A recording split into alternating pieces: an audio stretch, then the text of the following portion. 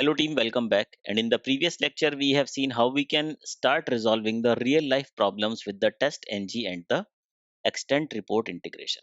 Today we will continue on the same pattern and we will see what are the more real life challenge you will face whenever you will start integration of the TestNG and the extent report. So let's go to the code editor.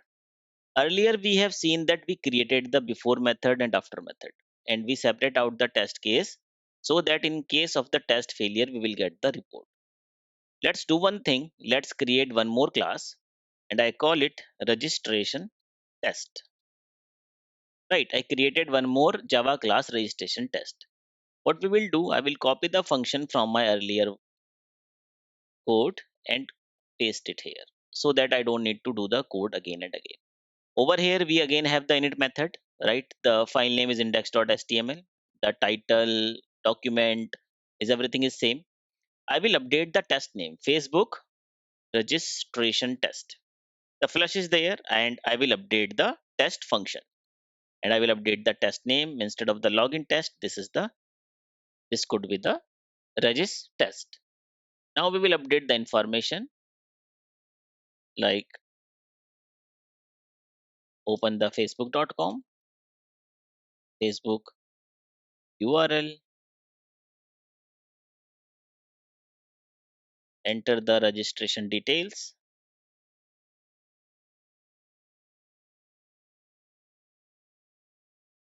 submit the registration form, verify the page title, and then we are saying we're not failing this time. We are saying test pass and test success. Simple. Is there any challenge? I believe no. Let's remove the assert from here. So what is the case right now? We have the two test classes. This is my first test class, right? Which is executing the login test and which is creating the extent report. This is the second test class, which is executing the registration test and which is also creating the extent report. If I will execute both of my classes together, both of my test case together, what will happen? So how we can execute both of these together using the testng.xml file. So select both of the file, go to the TestNG section and click on the convert to TestNG. As soon as you will click on this option, it will show you the testng.xml. Click on the finish and a testng.xml file got created over here. Open this XML file. Right now it is putting all the things in a single test. I will separate out the test. So I will copy this section, paste it again. Control A, Control Shift F. Remove the registration test from the first test case and remove the login test from the second test case. Very simple, right? I will update the test name like Facebook login test and simply follow Facebook registration test as a name of the second test case. Is there any problem? No. I will delete the existing index.html file. So I will delete it. Now what we will do, we will execute the testng.xml file. I will right click this file, execute as a testng suite. You see, both of my tests got executed, one pass and one failure. If I will refresh my extent report project, you see index.html got created. Let's open this file.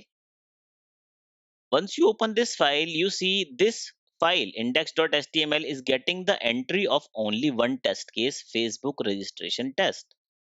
Where is the test case which I executed first? Where is this particular test case? Extent report initialization. Where is this test case? I'm not getting any log or any data for my first test case. So can you see what is happening over here? The thing is, very first, it executed this particular test case. It created a report name index.html, right? Then this test case got started. It has initialized the extent report object, right? And this test executed successfully and it flushed the report. And it flushed the report in a index.html. This test execution got completed. Now, next, second test started. and it again initialize the extend report object with a same file name. And as soon as this particular report will be flushed, what it will do? It will override the report of the earlier test case because the file name is same. So this is another real-time problem. It means we cannot initialize the extent report over here like this. Or what is the another way? Another way is I will change the report name. Let's keep index1.html over here. Delete the index.html, right? So right now I have the HTML file name different in both of my test cases. So now we will execute this TestNG XML again, right? Run as TestNG tweet. You see both of my tests executed, one success and one got failed. If I will refresh my project, now we are getting index.html and index1.html. One file I created in the registration test and one file I created in the extent initialization test. Right, if you want, you can change the class name. Open the index.html, Facebook login test. Right, the test which is failing with the validation error. And open the index1.html, which is Facebook registration test. So although I am able to get the report of both of my test cases, but the thing is, I cannot approach the things in a production like this. Let me rename the file name as well. Refactor, rename and call it login test. Right? It will be more relevant. Correct? Also, I will update the name over here. This is login test. So what is the problem? Very first, let's try to understand the problem. And the problem is this before method. We are initializing the extent object every time whenever I am executing a test case. So one test case is basically working on one extent object and flushing the report. Whenever the new test is executing, it is creating a new object of the extent report. It means to resolve this particular issue, we need a single object of my extent report. I need a single initialization of my extent report. So how we can achieve that?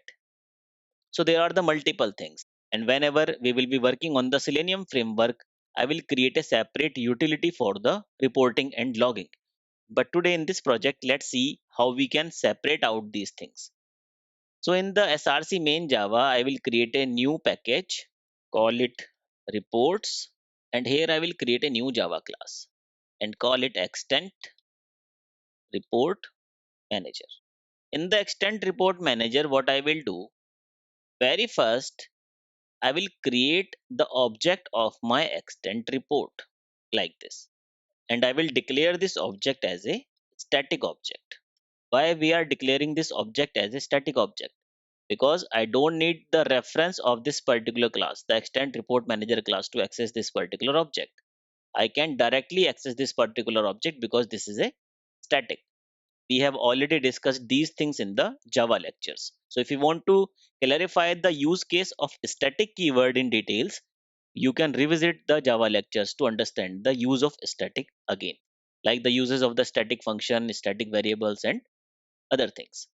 Now, what we will do, we will create one more method, public void, and call this method get reporter. And in the get reporter, what we will do, very first, we will check if the extent report object is null or not. So we will check if this particular object is null. If this particular object is null, what we will do, we will initialize the extent report object.